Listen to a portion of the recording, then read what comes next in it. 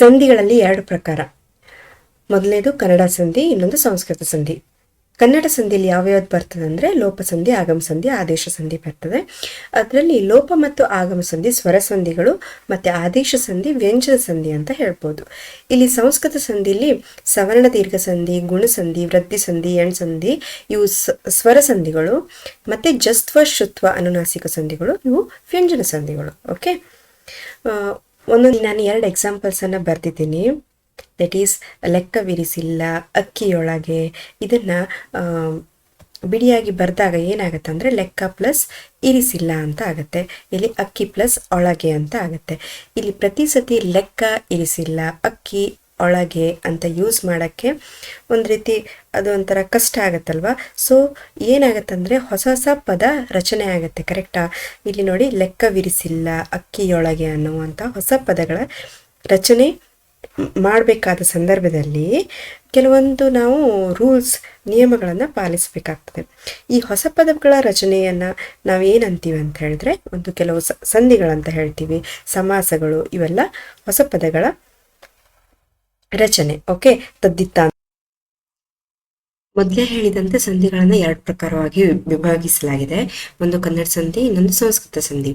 ಇಲ್ಲಿ ಕನ್ನಡ ಸಂಧಿ ಯಾವಾಗ ಆಗುತ್ತೆ ಅಂದರೆ 2 ಕನ್ನಡ ಪದಗಳು ಸೇರಿದಾಗ ಕನ್ನಡ ಸಂಧಿ ಆಗುತ್ತೆ, ಅಥವಾ ಒಂದು ಕನ್ನಡ ಪದ ಮತ್ತು ಒಂದು ಸಂಸ್ಕೃತ ಪದ ಸೇರಿದ್ರೆ ಅದು ಕನ್ನಡ ಸಂಧಿ ಆಗುತ್ತೆ.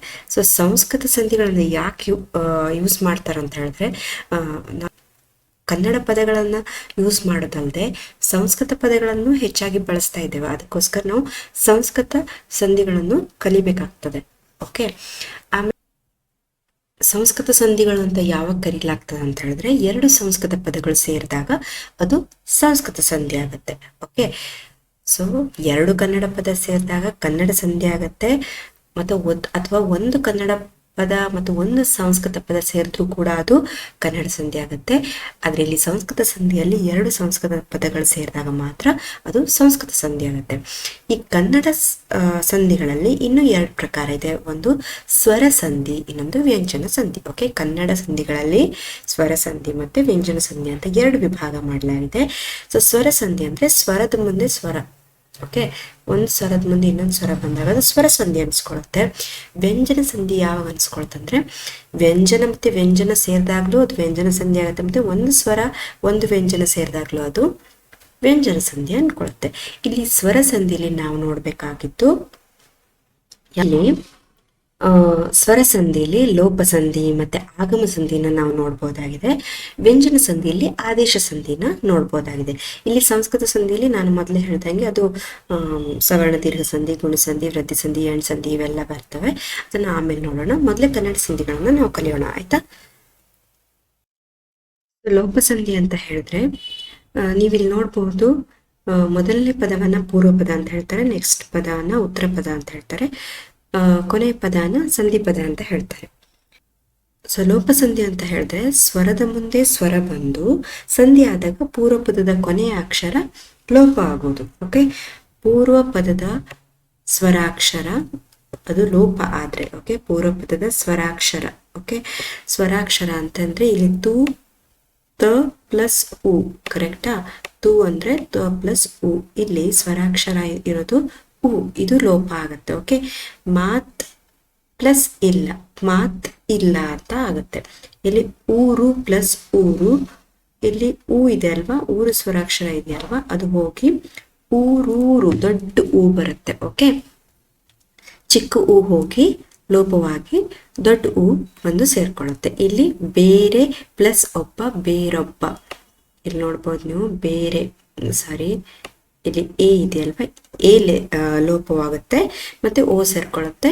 ಸೊ ಬೇರೊಬ್ಬ ಅಂತ ಆಗುತ್ತೆ. ಸುತ್ತು ಪ್ಲಸ್ ಒಲೆ, ಸುತ್ತ ಒಲೆ, ಸುತ್ತ. ಇಲ್ಲಿ ಊ ಪದ, ಊ ಅಕ್ಷರ ಲೋಪವಾಗುತ್ತೆ. ಸೊ ಇಲ್ಲಿ ಪೂರ್ವ ಪದದ ಸ್ವರಾಕ್ಷರ, ಕೊನೆಯ ಸ್ವರಾಕ್ಷರ ಲೋಪವಾದಾಗ ಅದನ್ನ ಲೋಪಸಂಧಿ ಅಂತ ಹೇಳ್ತೀವಿ. ನೆಕ್ಸ್ಟ್ ಬಂದು ಆಗಮ ಸಂಧಿ. ಆಗಮ ಅಂತ ಹೆಸರೇ ಹೇಳುತ್ತೆ ಅಲ್ವಾ, ಒಂದಕ್ಷರ ಆಗಮವಾಗೋದು ಅಂತ ಅರ್ಥ.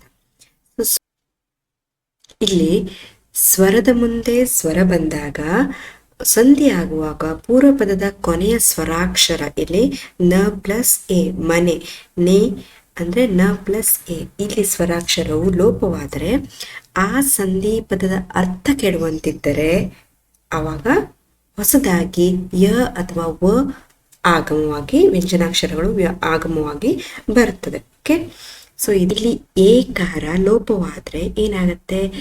ಮನ್ ಇಲ್ಲ ಆಗುತ್ತಲ್ಲ, ಮನ್ ಇಲ್ಲ, ಅದು ಮನಿಲ್ಲ ಆಗುತ್ತೆ, ಮನಿಲ್ಲ ಅಂತ ಆಗುತ್ತೆ. ಸೊ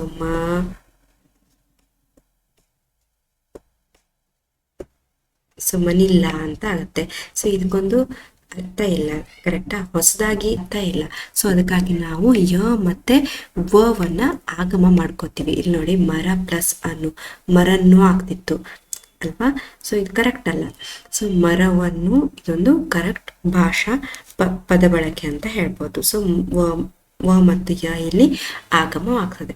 ಯಾವಾಗ ಪೂರ್ವಪದ ಕೊನೆಯ ಸ್ವರಾಕ್ಷರ ಲೋಪವಾದರೆ ಸಂಧಿ ಪದದಲ್ಲಿ ಅರ್ಥ ಕೆಡುವಂತಿದ್ದರೆ ಆವಾಗ ಯ ಮತ್ತೆ ವ ವ್ಯಂಜನಾಕ್ಷರಗಳು ಆಗಮವಾಗುತ್ತದೆ. ಓಕೆ, ಇವಾಗ ನಾವು ಯ ಯಾವಾಗ ಬರುತ್ತೆ, ವ ಯಾವಾಗ ಬರುತ್ತೆ ಅಂತ ನೋಡೋಣ, ಆಯ್ತಾ? ಇಲ್ಲಿ ಯಾವಾಗ ಯಕಾರಾಗಮ ಬರುತ್ತೆ, ವಕಾರಾಗಮ ಬರುತ್ತೆ ಅಂತ ನೋಡೋಣ. ಸೊ ಮೊದಲಿನ ಎಕ್ಸಾಂಪಲ್ ನೋಡಿ, ಬಾ ಎಂದನು, ಬಾ ಪ್ಲಸ್ ಎಂದನು, ಬಾ ಎಂದನು, ಯ ಬರುತ್ತೆ. ಆ ಬಂದಾಗ ಸೊ ಇಲ್ಲಿ ನೋಡಿ, ಪೂರ್ವಪದದ ಅಂತ್ಯದಲ್ಲಿ ಆ, ಇ, ಎ, ಐ ಅಕ್ಷರಗಳು ಮುಂದೆ ಬೇರೆ ಯಾವುದೇ ಸ್ವರಾಕ್ಷರಗಳು ಬಂದರೂ ಕೂಡ ಅಲ್ಲಿ ಸಂಧಿ ಆಗುವಾಗ ನಮಗೆ ಏನಾಗುತ್ತೆ? ಯಕಾರ ಆಗಮ ಆಗ್ತದೆ. ಓಕೆ, ಇದನ್ನು ಯಕಾರಾಗಮ ಸಂಧಿ ಅಂತ ಹೇಳ್ತೀವಿ. ಸೊ ಬಾ ಪ್ಲಸ್ ಎಂದನು, ಬಾ ಎಂದನು, ಗಾಳಿ ಪ್ಲಸ್ ಅನ್ನು, ಗಾಳಿಯನ್ನು, ಕೆರೆ ಪ್ಲಸ್ ಅಲ್ಲಿ, ಕೆರೆಯಲ್ಲಿ, ಕೈ ಪ್ಲಸ್ ಅಲ್ಲಿ, ಕೈಯಲ್ಲಿ. ಸೊ ಗೊತ್ತಾಯ್ತಲ್ಲ, ಯ ಯಾವಾಗ ಬರುತ್ತಂತ, ವ ಯಾವಾಗ ಬರುತ್ತಂತ ಹೇಳಿದ್ರೆ, ಇಲ್ಲಿ ನೋಡಿ ಉದಾಹರಣೆಗೆ ಗುರು ಪ್ಲಸ್ ಅನ್ನು, ಕರೆಕ್ಟ್, ಗುರುವನ್ನು, ಮಗು ಪ್ಲಸ್ ಇಗೆ ಮಗುವಿಗೆ, ಗೋ ಪ್ಲಸ್ ಅನ್ನು ಗೋವಿಗೆ ಅಂತ ಯೂಸ್ ಮಾಡ್ತೀವಿ. ಇಲ್ಲಿ ಪೂರ್ವಪದ ಅಂತ್ಯದಲ್ಲಿ ಓ ಅಕ್ಷರಗಳು ಬಂದಿದೆ, ಕರೆಕ್ಟಾ?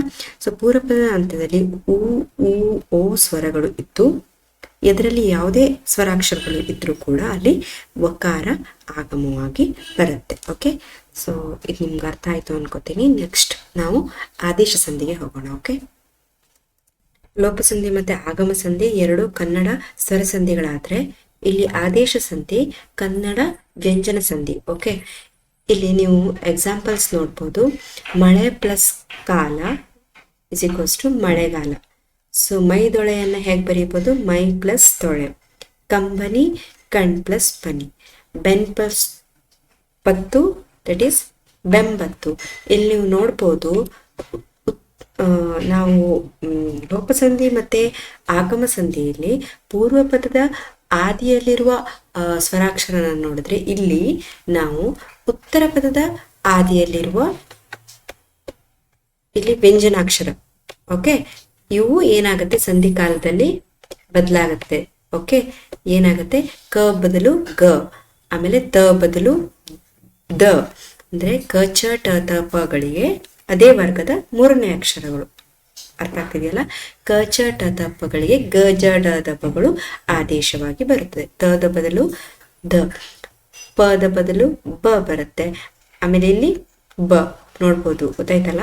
ಸೊ ಆದೇಶ ಸಂಧಿ ಅಂದ್ರೆ ಏನಲ್ಲ, ಉತ್ತರ ಪದದ ಮೊದಲನೇ ಅಕ್ಷರ ನೋಡ್ಬೇಕು. ಉತ್ತರ ಪದದ ಮೊದಲನ ವ್ಯಂಜನಾಕ್ಷರದ ಬದಲು ಅದೇ ವರ್ಗದ ಮೂರನೇ ಅಕ್ಷರ, ಓಕೆ, ವ್ಯಂಜನಾಕ್ಷರ ಆದೇಶವಾಗಿ ಬರುವುದು. ಓಕೆ, ಆದೇಶ ಸಂಧಿಯಲ್ಲೇ ಕೆಲವು ಎಕ್ಸೆಪ್ಷನ್ಸ್ ಇದೆ. ಅದೇನಂತಂದ್ರೆ, ಉತ್ತರ ಪದದ ಆದಿಯಲ್ಲಿರುವ ಪ ಬ ಮ, ಓಕೆ, ಪ ಬ ಮ ವ್ಯಂಜನಗಳಿಗೆ ವಕಾರವು ಆದೇಶವಾಗಿ ಬರುತ್ತದೆ. ಇಲ್ಲಿ ನೋಡಿ, ಬೆಮರ್ ಪ್ಲಸ್ ಪನಿ, ಬೆಮರ್ವನಿ. ಪಗೆ ಬದಲು ಬ ಬರಬೇಕಿತ್ತು ಇಲ್ಲಿ ಅಲ್ವಾ, ಆದ್ರೆ ಇಲ್ಲಿ ವ ಬಂದಿದೆ, ಬೆಮರ್ ವನಿ. ಕಡುವೆಳ್ಪು, ಕಡು ಪ್ಲಸ್ ಬೆಳ್ಪು, ಬಗೆ ಬದಲು ವ. ಮೆಲ್ ವಾತು, ಮೆಲ್ ಪ್ಲಸ್ ಮಾತು, ಮೆಲ್ ಪ್ಲಸ್ ಮಾತು, ಮೆಲ್ವಾತು, ಮಗೆ ಬದಲು ವ. ಓಕೆ, ಪ ಬ ಮಗಳಿಗೆ ವಕಾರವು ಆದೇಶವಾಗಿ ಬರುವುದು. ಓಕೆ, ಮತ್ತೆ ಎಳವಳ್ಳಿ, ಎಳ ಪ್ಲಸ್ ಬಳ್ಳಿ, ಎಳವಳ್ಳಿ. ಇನ್ನು ಕೆಲವು ಹೆಚ್ಚುವರಿ ಮಾಹಿತಿ ಅಂತಂದ್ರೆ, ಇಲ್ಲಿ ನೋಡ್ಬೋದು ನೀವು, ಉತ್ತರ ಪದದ ಮೊದಲನೇ ಅಕ್ಷರ, ಓಕೆ, ಮೊದಲನೇ ವ್ಯಂಜನ ಸ ಬಂದಾಗ ಜ ಅಥವಾ ಚ ಬರುತ್ತೆ. ಇದು ಕೂಡ ಆದೇಶ ಸಂಧಿಗೆ ಒಂದು ಉದಾಹರಣೆ. ನೋಡಿ ಇಲ್ಲಿ ಇಂಚರ ಅಂತ ಬಂದಿದೆ ಅಂದ್ರೆ ಅದು ಅನುನಾಸಿಕ ಸಂಧಿ ಅಂತ ಅನ್ಕೋಬೇಡಿ. ಇಲ್ಲಿ ಇನ್ ಪ್ಲಸ್ ಸರ ಇಂಚರ, ಸದ ಬದಲಿಗೆ ಚ ಆದೇಶವಾಗಿ ಬರುತ್ತೆ. ಓಕೆ, ಇಂಚರ. ಮುನ್ಸೆರಗು ಮುಂಜರಗು, ಓಕೆ, ಸದ ಬದಲಿಗೆ ಜ, ಇದು ಕೂಡ ಆದೇಶ ಸಂಧಿಗೆ ಒಂದು ಉದಾಹರಣೆ. ಇದು ಹೆಚ್ಚುವರಿ ಮಾಹಿತಿ. ಇರ್ಸಾಸಿರ ಇಚ್ಛಾಸಿರ, ಸೊ ಇಚ್ಛಾಸಿರ, ಸೊ ಸದ ಬದಲಿಗೆ ಛ, ಚ ಮತ್ತೆ ಜಗಳು ಆದೇಶವಾಗಿ ಬರುತ್ತದೆ. Okay, I hope you understood. Okay, let's see the next video in the next class. Okay.